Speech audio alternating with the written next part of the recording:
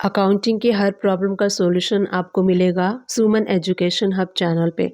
तो गूगल में सर्च कीजिए, यूट्यूब पे सर्च कीजिए अपनी क्वारी एंड में आपको टाइप करना है बाय सुमन एजुकेशन हब।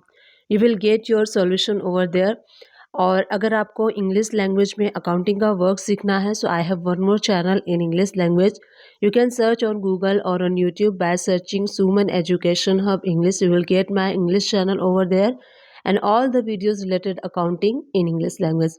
तो चलिए आज का वीडियो स्टार्ट कर लेते हैं। नमस्ते दोस्तों, मैं सुमन शर्मा आप सभी का स्वागत करती हूँ सुमन एजुकेशन हब चैनल में। चलिए गेटवे ऑफ टैली में चलते हैं एंड बैलेंस शीट को ओपन कर लेते हैं एंड यहाँ से मैं शो करती हूँ कि सबसे पहले आपको देखना है आपका कितना इनपुट जीएसटी है और कितना आउटपुट जीएसटी है। करेंट लायबिलिटीज़ में ड्यूटीज़ एंड टैक्सेस में आप आएंगे तो आप यहाँ देख पाएंगे आपकी जो इनपुट है वो डेबिट साइड में शो होगी और जो आउटपुट है वो क्रेडिट साइड में शो होगा। तो टोटल आपका इनपुट शो हो रहा है 1,78,200 का और जो आपका आउटपुट है दैट इज़ 1,12,447। तो जो अगर आपके यहाँ पे आप देख सकते हैं आपका इनपुट ज़्यादा है और आउटपुट कम है तो आपको अपने इनपुट को एडजस्ट करना होता है आउटपुट में।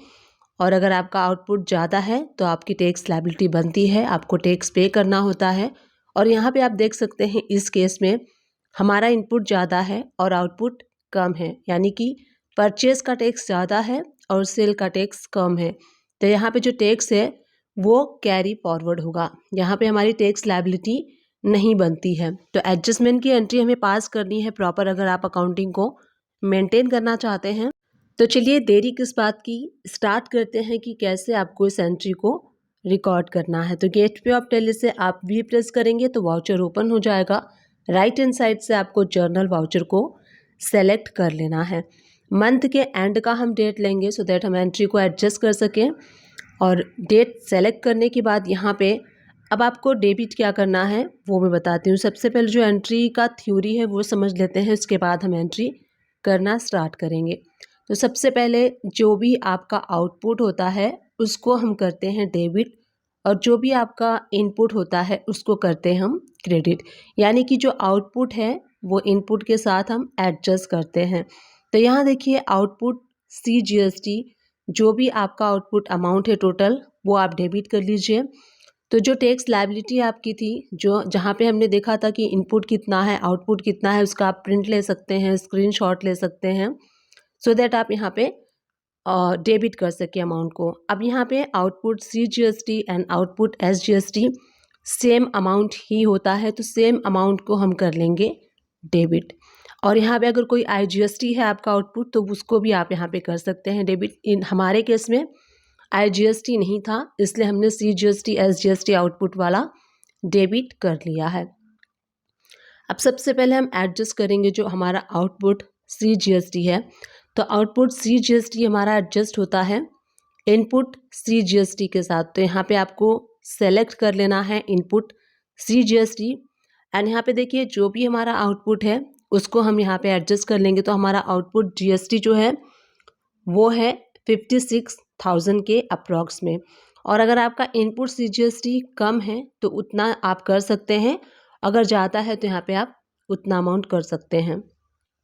इसी तरीके से हम क्रेडिट करेंगे इनपुट SGST को। तो इनपुट SGST और इनपुट CGST सेम अमाउंट से हम डेबिट कर देंगे।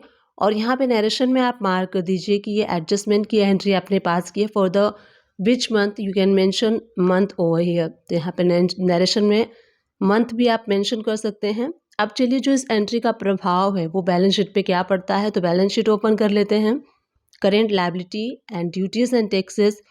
अब आप देखेंगे input CGST and input SGST हमारी यहाँ पे जो बैलेंस बच रही है वो है 65,752.56 पैसे। तो ये जो है वो नेक्स्ट मंथ के लिए कैरी फॉरवर्ड हो जाएगा।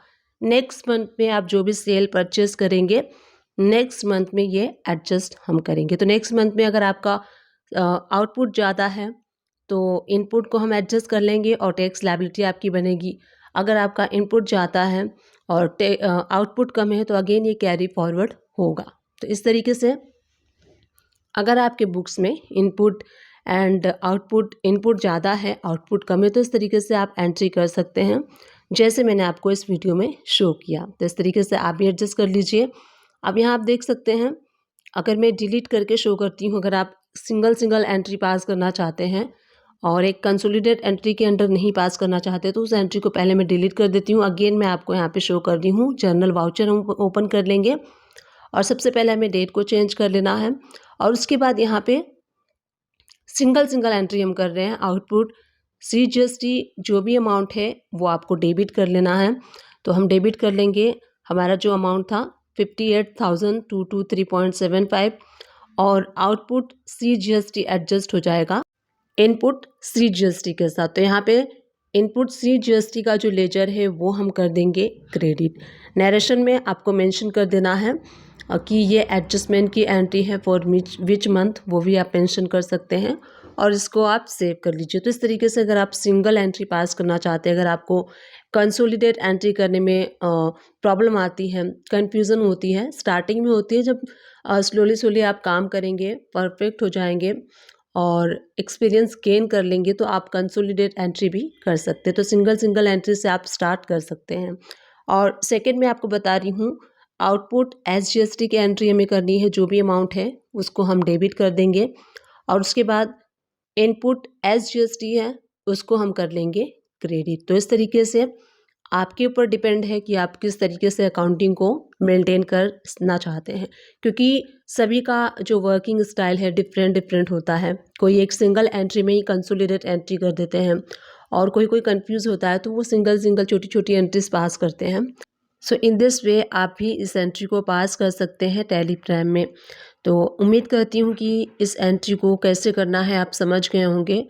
अकाउंटिंग से रिलेटेड अगर कोई भी प्रॉब्लम आती है तो आप सर्च कर सकते हैं गूगल में जाके या फिर यूट्यूब में जाके, जो भी आपकी क्वारी है एंड में आपको करना है बाय सुमन एजुकेशन हब, तो आपको आपके प्रॉब्लम का सोल्यूशन मिल जाएगा। और आप चाहें तो डिस्क्रिप्शन बॉक्स को भी चेकआउट कर सकते हैं, वहाँ पे भी आपको अकाउंटिंग से रिलेटेड काफ़ी सारे लिंक्स मैंने प्रोवाइड कर दिए हैं। उन लिंक्स को वॉच करके आप अपने अकाउंटिंग के वर्क को इम्प्रूव कर सकते हैं, स्किल को और भी ज़्यादा बेस्ट कर सकते हैं अकाउंटिंग में। तो आई होप ये वीडियो आप सभी लोग के लिए हेल्पफुल रही होगी। अगर हेल्पफुल रही है तो प्लीज़ चैनल को लाइक शेयर सब्सक्राइब कर दीजिए। वीडियो बनाने में बहुत मेहनत लगती है, टॉपिक सोचना पड़ता है, सॉल्यूशन सर्च करना पड़ता है, तो प्लीज़ जितनी मेहनत मैं करती हूँ तो प्लीज़ चैनल को लाइक शेयर कीजिए, सब्सक्राइब कीजिए, सो दैट मैं भी अप्रिशिएट हो सकूँ। एंड अप्रिशिएशन हर किसी को चाहिए होती है, तो मुझे भी आप सभी लोग की अप्रिशिएशन की ज़रूरत है। तो thank you and keep watching my videos.